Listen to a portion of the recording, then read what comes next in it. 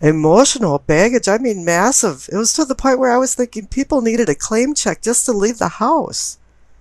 But here now, the Six of Cups is showing up in May, and it's like, it's okay. It's a positive thing because the clarification card is the Wheel of Fortune next to it. Now this is an auspicious time. Something about your past is bringing something up to the front and fortunate for your future. It's making you feel good about yourself and bringing confidence. This is time to jump on the bandwagon and do something positive in your life because there's always a downswing to the wheel, and don't wait for that to happen. There's a window of time for you to jump through. And now take advantage of it.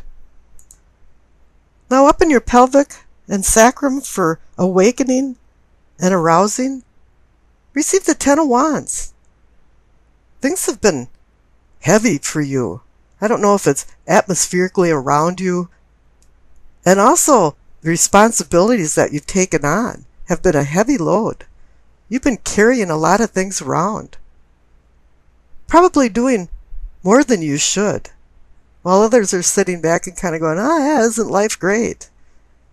You know, you've been towing the rope.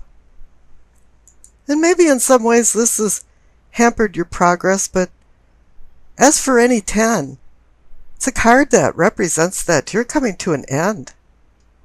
And there'll be some new beginnings. Whatever burdens you've been carrying, it's going to be lightened up. And the clarification card is the Four of Cups. You've known that it's been a heavy load. You're the Four of Cups guy and somebody's handing you an opportunity cup, but it's probably one for more work and less play, and you're saying, no thanks, I don't want it anymore. All of the opportunities that I've accepted in the past had no rewards to it. It wasn't a treat anymore. I was doing too much of one thing, and it's time to do something different. And you've intuitively known that it's time for a change because up in your solar plexus for feeling and sensing, you receive the Queen of Cups. She's the one that makes you sense things, makes you feel things intuitively.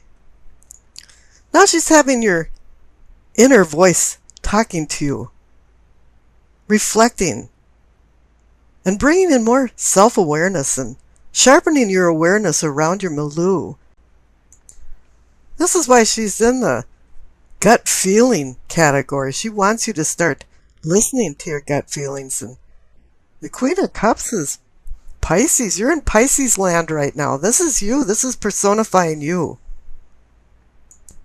You realize now there's no time to brood over the past and worry about you doing too much work over other people. And this is reinforced also by the clarification card because you got the Eight of Cups. Now this is saying, yeah, it's time to walk away from a few things. Resignation doesn't mean you're losing. Sometimes it's just wisdom to know your limits and when it's time to change. And this is also reinforced with the center cards for the heart of the matter, because you receive the Two of Wands and the Three of Wands. Now the Two of Wands is opportunity, and you see it over the horizon. You have the world in your hand, and this is time for you to sit down in your lounge chair and think very deeply about what you're doing, where you're going, what your purpose in life is, and what will make you happy. And start making some plans. Get the drawing board out and all kinds of pencils and paper and start scribbling out a plan, a management plan with objectives and goals and a mission statement. And then the Three of Wands pulls in, ta-da, and will make this a reality. It's a card about motion and movement and launching these plans into a new reality. And once again, the card on the bottom right for the throat for communicating and teaching, the Three of Pentacles, is reinforcing this because I call it the Architect card. It's a card about building, restructuring, looking at your blueprints. But this isn't about building a fabricated structure, but a customized structure and organization that aligns with your life. And sometimes people say Rome wasn't built in a day and blah, blah, blah. But here the clarification card is the Eight of Wands. That's a card about sudden change. And it's about sudden motion. Two things are, the wheels now are going around. You've got the Two of Wands representing the Three of Wands. You've got the Three of Wands connected to the Three of Pentacles. Now, Eight of Wands can also bring news and messages. Perhaps something suddenly changed when you receive some information. Now, information is a good thing, and then again, you can get some bad news. And I see up in the third eye for your seeing and envisioning, you receive the Tower. So something made a sudden collapse. And the Tower is connected to the Eight of Wands. But not necessarily is the Tower a negative thing. Sometimes things have to be restructured for reconstruction. And that's the reason for the collapse. I don't think this was like a fatal collapse, but more of fault lines running through the ground. And something that you were planning to do didn't have a stable foundation. And the clarification card is the Four of Swords. It's telling you, yeah, you're going to have to sit back and contemplate about this because something is not right with your plans, and you shouldn't go forward until you have everything mapped out. Because a lot of times life is iterative. It's really dependent on what you've done previously to how you will act in the present and the future. Now, up in the crown for your knowing and understanding, you receive the Four of Wands. So now you receive the Two, the Three, and now the Four of Wands. And the Four of Wands is a celebration card. So obviously, if you rethought some things and move forward with the right plans, everything's working out. And the clarification card is the Ten of Wands. You receive that over here in the pelvic and sacrum. And you receive the Four of Cups, and now you receive the Four of Wands and the Ten of Wands. They're connected. Now your spiritual self is starting to move forward. You're a Swiss watch just clicking along. And it's saying, too, that it was a lot of work to get where you're at, but there's some rewards involved in it. You know, a lot of times you might have done things for other people and it wasn't recognized or appreciated. But now maybe you're doing a few things for yourself, and that's not a selfish thing. But the funny thing about it is that it benefits everybody. You know, you have to love yourself before you can love other people. Now, down on the left for your past, you receive the Death card and the Seven of Cups. Now, the Death card's about transformation, but I'm seeing that the Seven of Cups card, the card of difficult decisions, sparked this Death card transformation. You knew it was time. There was a fulcrum, there was tipping time, that it was time to start doing some different things. And whatever you decided to do is being rewarded in spades, because over on the right for your future, you receive the Nine of Cups, the Wish card. You know, curiosity killed the cat, but the second line to it, a lot of people forget, is that satisfaction brought him back. This is where you're going to have satisfaction for all of your hard work, for the two Ten of Wands, and all of the planning. But what made this real was you changing your attitude and changing yourself. Now there's two clarification cards I pulled for the Nine of Cups, and you received the Empress and the Chariot. Now you might think this funny, but they're both about duality. The Empress is about the planet Venus and the star that rises in the east in the morning and sets in the west in the evening. And the Chariot, too, is about control versus lack of control. And both of them are giving you a lesson. The Empress is saying about sharing and paying attention to your personal life and your home. With the Queen of Cups over there and you, it's saying, yeah, you're supposed to manifest some deeper bonds with the people in your life. And the Chariot's saying you have to make sure that you're disciplined and under control. Wow, this is going to be kind of a really sensitive week. A withdrawn and isolated week for you to review things. But that's not a bad thing. Maybe it's just your turn. Now the Four of Swords is a respite from conflict. I don't know what happened on the left side of the Four of Swords in your past, but obviously something threw you into the Four of Swords recuperation mode. You've been through some physical strain, mental drain, and now you're there laying around trying to recharge your batteries. In the olden days, the knights bought their own tomb before they went out on campaigns just in case they didn't come back. Well, this guy came back alive, and now he's wondering why some of his friends had died. And what is the purpose of life, and what is the purpose of his life? And what does he want to do with his life? He's taking a time out right now to heal, restore.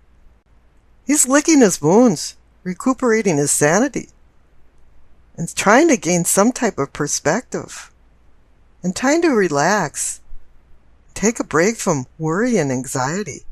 And boy, do we have a lot of them in modern day times. He just wants a break from his troubles, which is a little different than the Hanged Man, who's going into a meditative isolation to acquire wisdom.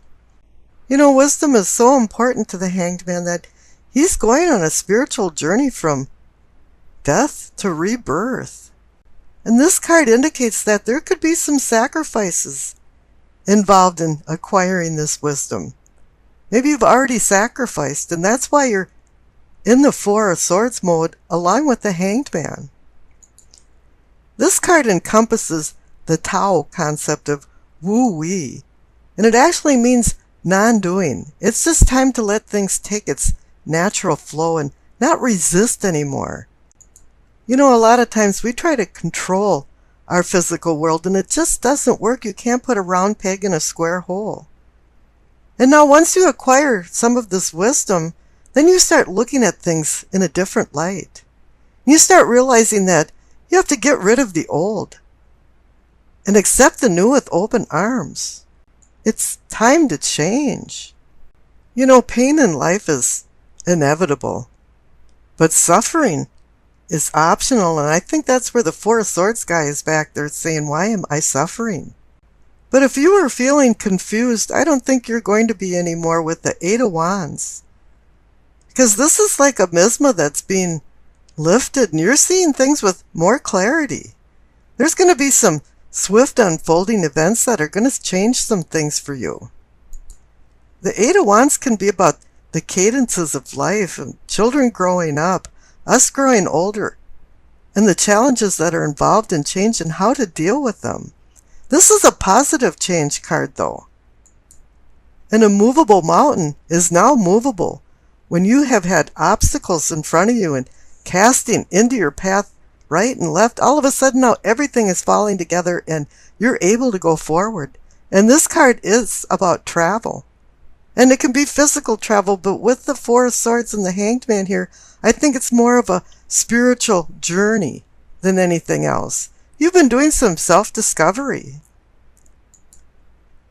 Now I tossed the dice and you received Cancer, Mercury in the second house. Now you received another Cup sign, Cancer. Sensitivity once again. And there's going to be some more withdrawals in this reading. Whatever happened before the Four of Swords and the Hanged Man has you remembering a lot of things. And this is from Mercury and Cancer.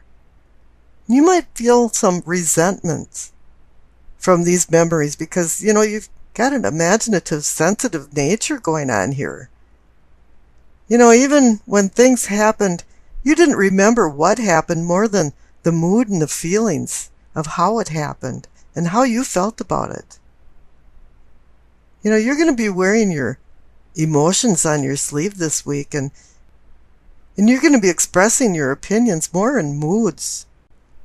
And if you have perceived some type of slight or insult, You're going to be the crab like Cancer, and you're going to just immediately withdraw. But in order for you to get out of this funk, you have to start looking at things more subjectively and philosophically. And this is what the Four of Swords and the Hanged Man is saying to you. Some people might think you're acting kind of slow and unresponsive, but in reality, you're just thinking of things, and you're actually understanding more than people know. And the funny thing is that you just haven't told anybody. But you will with the Eight of Wands. It'll come out. Now, all these cards are having you balance your emotions. And you'll be learning a lot of new things throughout this week. And problem solving will come from more of your feelings than taking any practical approach. Any negative people that you come in contact with, you're going to have to get away from them like the plague, because you're just going to start absorbing these negative feelings. So basically, you should really feel out your audience before you get involved in anything. Just sit back and listen for a while. And if you don't like what you hear, just walk away.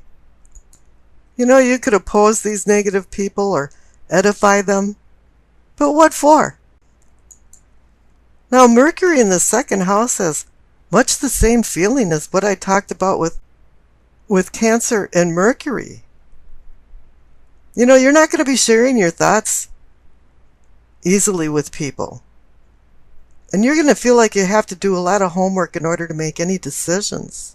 But whatever you do learn, you are going to communicate with people very carefully about how you feel. And this week, you'll be a collector of thoughts and ideas that you'll eventually put into action with the Eight of Wands there. And when the mood hits, you're going to go up to a podium and give the biggest, most astounding speech to people that you've ever done. So it really is time to take advantage of this quiet, introspective week, so you can work out some problems that have kind of been hanging in the balance. And that's a little pun with the Hanged Man. So you can resolve whatever happened in the past before the Four of Swords